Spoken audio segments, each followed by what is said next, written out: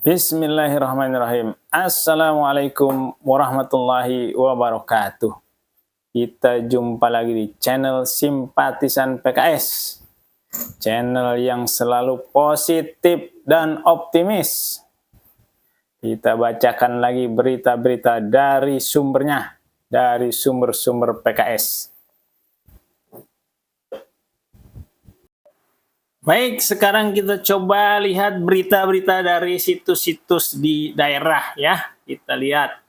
Kita mulai dengan tuh Sumbar, kita lihat Sumbar ya. Ada berita apa terakhir di Sumbar?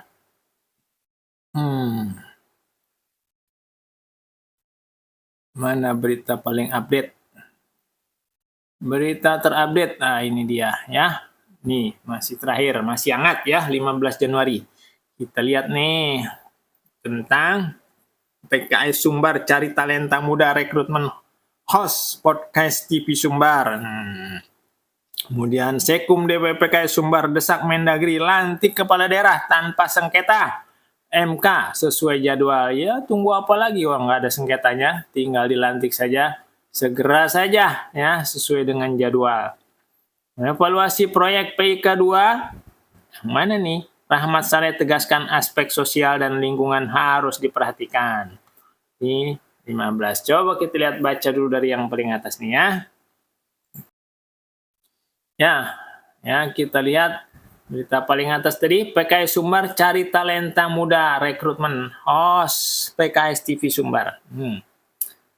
Ya, Rabu 15 Januari 2025. Sumbar, PKS ID, Padang, Dewan Pimpinan Wilayah. Nah, ini orangnya ya. DPW PKS Partai Keadilan Sejahtera Sumatera Barat membuka peluang besar bagi generasi muda Sumatera Barat, khususnya yang sudah tergabung sebagai anggota PKS. Jadi ini khusus nih yang sudah tergabung menjadi anggota PKS ya. Yang belum segera tergabung, PKS sangat terbuka ya. Jadi ada peluang-peluang bisa dapat info lebih cepat begitu. Ya, diharapkan yang belum tergabung, para simpatisan langsung saja daftar ya. Jangan jadi simpatisan terus, tapi tergabung menjadi anggota PKS supaya bisa sama-sama ya memperjuangkan, merasakan bagaimana di dalam organisasi PKS ini begitu, yang senantiasa positif dan optimis. Ya, sebagaimana channel ini ya. PKS TV Sumbar membuka kesempatan bagi kader yang memiliki jiwa kreatif dan aktif untuk bergabung sebagai host podcast TV Sumbar dan menjadi bagian dari kru PKS TV Sumbar. Nah, lowongan ya. Hal ini disampaikan langsung oleh Mulyadi Muslim LCMA selaku Kepala Bidang Humas DPW PKS Sumatera Barat. Menurutnya, rekrutmen ini merupakan upaya untuk memberikan wadah bagi kader, khususnya dalam mengembangkan diri dan menggali potensi untuk menjadi seorang host. Kesempatan ini membuka peluang bagi generasi muda di dunia komunikasi dan informasi, sehingga mereka dapat mengembangkan potensi diri mereka, ujar Ustadz Mulyadi di Padang. PKS Sumbar tidak hanya memberikan pengalaman berharga, tapi juga membuka peluang bagi kader yang menjadi calon anggota legislatif bacalek milenial PKS di masa depan. Tuh, terbuka bagi bacalek milenial ya. Kami ingin melihat potensi kader yang bergabung, bukan hanya sekedar menjadi host. Kami ingin menciptakan ruang bagi generasi muda untuk menjadi bacalek PKS di masa yang akan datang. Tambahnya, berarti 2029 ya terbuka. Ya, ayo kita daftar sama-sama menjadi anggota PKS ya, supaya bisa ini mengikuti langkah seniornya yang sudah menjadi caleg-caleg PKS, menjadi bacalek PKS ya. Bagi yang tertarik untuk bergabung, informasi lengkap mengenai syarat dan ketentuan dapat dilihat melalui akun Instagram resmi @pkssumbar ya. @pkssumbar. Pendaftaran juga dapat dilakukan langsung melalui link berikut nih, https://sid host podcast ya. Jangan lewatkan kesempatan emas ini. Jadilah bagian dari tim yang siap menciptakan perubahan positif. Nah, kan positif dengan bergabung di podcast TV Sumbar. Siapa tahu karir cemerlang sudah menanti di depan mata. Jadi kalau jadi hostnya, ya insya Allah terkenal juga mudah gitu ya. Sehingga ketika nanti dijadikan bacalek juga nggak sulit gitu. Nah, karena sudah banyak dikenal. Jadi peluang-peluang ini harus dimanfaatkan oleh para simpatisan nih, terutama di Sumbar ya. Simpatisan PKS, ayo segera daftar menjadi anggota PKS ya, sehingga peluang-peluang seperti ini bisa diambil lebih cepat oleh kader yang mempunyai hak yang sama semua kader ya. Itu kemudian kita lihat tadi berita berikutnya di Sumbar. Kita back dulu. Berita yang selain itu, mana tadi? Nah, ini kita lihat ya. Sekum DPK Sumbar mendesak. Oh, kita lihat yang bawah aja mungkin ya. Di sama-sama 15 Januari. Kalau ini kan jawabannya sudah pasti harusnya tidak ada masalah, segera lantik begitu. Nunggu apa lagi begitu ya. Kalau yang ini kita buka ya. Ya. Kita baca kembali berita berikutnya dari Sumbar ya. Evaluasi proyek PIK 2, Rahmat Saleh tegaskan aspek sosial dan lingkungan harus diperhatikan. PKS Sumbar, Rabu Januari 15, 2025. Kita baca. Sumbar PKS EDI Jakarta. Anggota Komisi 2 DPR RI Rahmat Saleh mendesak Kementerian Agraria dan Tata Ruang, Badan Pertanahan Nasional ATR BPN untuk segera melakukan evaluasi menyeluruh terhadap kelanjutan proyek strategis nasional PSN Pantai Indah Kapuk 2 PIK 2. Desakan ini disampaikan Rahmat menyusul berbagai kontroversi dan penolakan masyarakat yang semakin meluas. Ya, satu lagi kemarin ada 2, tambah lagi sekarang 1 dari anggota Komisi 2 ya.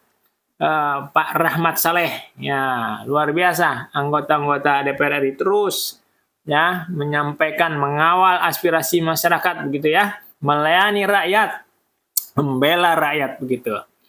Kami melihat ada banyak persoalan di lapangan terkait PSN PIK 2. Pemerintah dalam hal ini Kementerian ATR BPN harus melakukan evaluasi komprehensif agar proyek ini tidak justru merugikan masyarakat, ujar Rahmat di Jakarta Selasa 14 Januari 2025. Menurut Rahmat, resistensi masyarakat terhadap PIK 2 harus menjadi perhatian serius. Ia menilai pengerjaan proyek ini harus berpihak pada kepentingan publik dan mematuhi regulasi yang berlaku, terutama dalam aspek tata ruang dan lingkungan. Proyek ini tidak bisa hanya dilihat dari sisi investasi. Aspek sosial, aspek hukum, dan lingkungan harus diperhatikan. Jangan sampai masyarakat menjadi korban atas nama pembangunan, tegas Rahmat. Ya. Rahmat juga mengingatkan bahwa status PSN yang disematkan pada PIK 2 seharusnya tidak menjadi tameng bagi pengembang untuk mengabaikan hak-hak masyarakat. Oleh karena itu, evaluasi mendalam sangat penting dilakukan untuk memastikan proyek ini berjalan sesuai dengan aturan yang berlaku. Rahmat berharap Kementerian ATR BPN segera mengambil langkah konkret untuk melakukan evaluasi terhadap proyek PIK 2. Kami mendorong pemerintah untuk bersikap tegas. Evaluasi harus dilakukan secara objektif dan transparan demi kepentingan bersama, pungkasnya. Sebagai informasi, PIK 2 yang dikembangkan oleh Agung Sedayu Group dan Salim Group telah ditetapkan sebagai proyek strategis nasional sejak tahun 2024. Namun, penetapan ini menuai kritik karena dinilai syarat kepentingan swasta dan berpotensi menimbulkan dampak negatif bagi masyarakat dan lingkungan. Ya, jadi satu lagi nih, anggota DPR RI PKS, Mbak Rahmat Saleh. Kalau yang kemarin Pak Riono Caping dan satu lagi siapa namanya lupa ya, yang terjun langsung ke laut. Ya, ini pun di Komisi 2 ya menegaskan kembali begitu ya masalah PIK 2 yang sampai sekarang masih hangat di berita-berita medsos. yang terus beredar. Jadi PKS senantiasa mengawal, melayani rakyat ya, membela rakyat. Senantiasa positif dan optimis. Ya, ini berharap Menteri ATR dan BPN ya untuk bisa menyelesaikan hal ini sesegera mungkin. Ya itu dari Sumbar. Kita bergeser coba ke selain Sumbar, kita lihat coba ada berita di mana nih? Coba kita lihat di Riau ya, di Riau. Bagaimana berita di situs PKS Riau? Ya ini situsnya. Ada yang baru nih, Ketua Fraksi PKS DPRD Riau kecewa. Di sini ada kecewa, coba kita lihat kecewanya. Bunyi kecewanya negatif, tapi kontennya saya yakin positif gitu ya. Kecewa Raperda MDTA ditolak Kemendagri akan terus kita perjuangkan. Nah, optimisnya muncul ya. Kita buka dari Riau beritanya. Kita lihat bagaimana alat PKS anggota DPRD Riau membela kepentingan rakyat di Riau ya. Kita baca apa itu MDTA. Ketua Fraksi PKS DPRD Riau kecewa. Kecewa ya.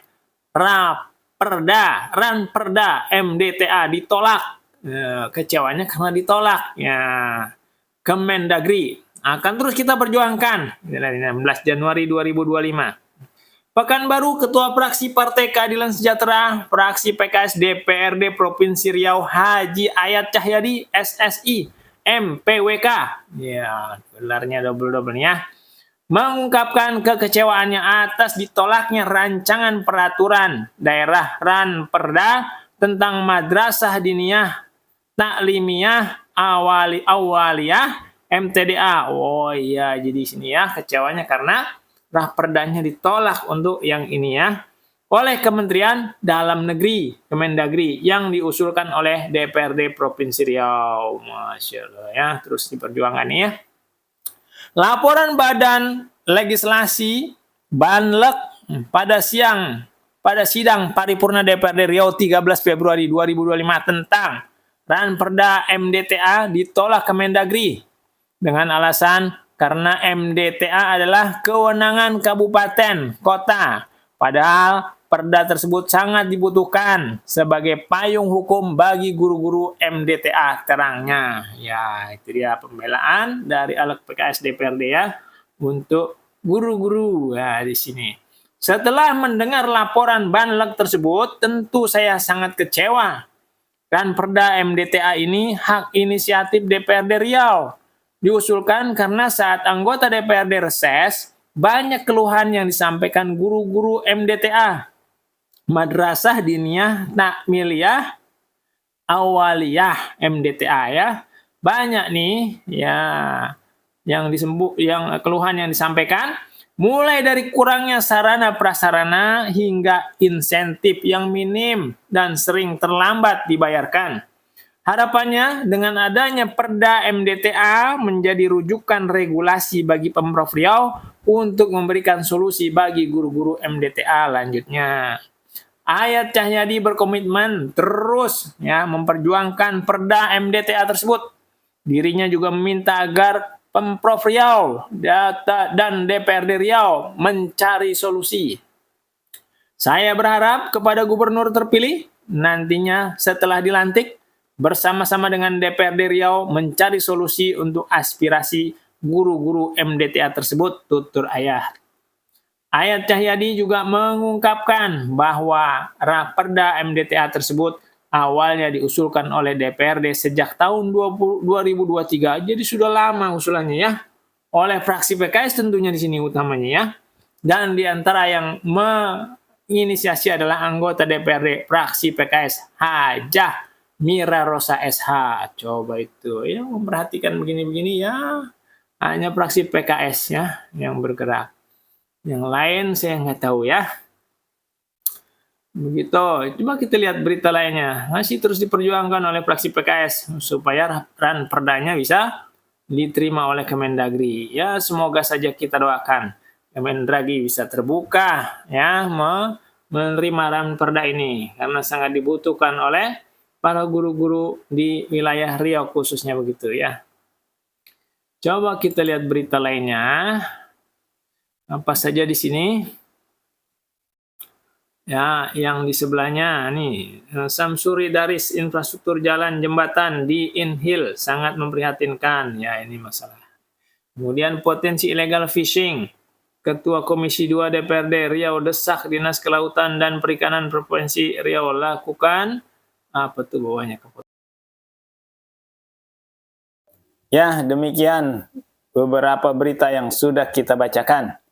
Semoga bisa menjadi masukan buat kita bahwa PKS selalu optimis dan positif mensikapi semua kondisi yang ada. Terima kasih. Assalamualaikum warahmatullahi wabarakatuh.